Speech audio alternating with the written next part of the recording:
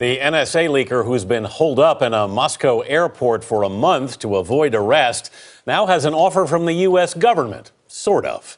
Attorney General Eric Holder wrote the Russian government this week promising that if Edward Snowden returns home, he will not face the death penalty. Let's get the latest now from Jeff Pegues in our Washington bureau. Jeff, good morning. Good morning, Anthony. All indications are the offer you mentioned is likely not going to change Edward Snowden's mind. It came in the form of a letter from U.S. Attorney General Eric Holder trying to blunt claims that Snowden would be tortured or put to death if he's returned to the U.S. The letter, addressed to Russia's Minister of Justice, is a formal challenge to NSA leaker Edward Snowden's request for asylum. In it, the Attorney General denies the 30-year-old's assertions that U.S. officials would seek the death penalty.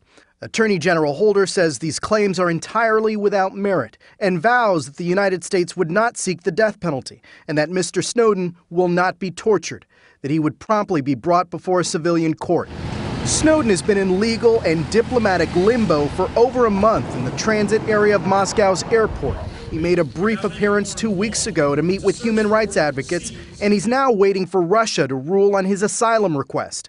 State Department spokesman Jen Psaki says U.S. efforts are focused on getting Snowden back. We still feel Russia has the opportunity to do that and to take the right steps. U.S. officials say Snowden's NSA revelations could not have come at a worse time. As a nation, we face more adverse threats now than at any time, at least during my 50-year career in intelligence.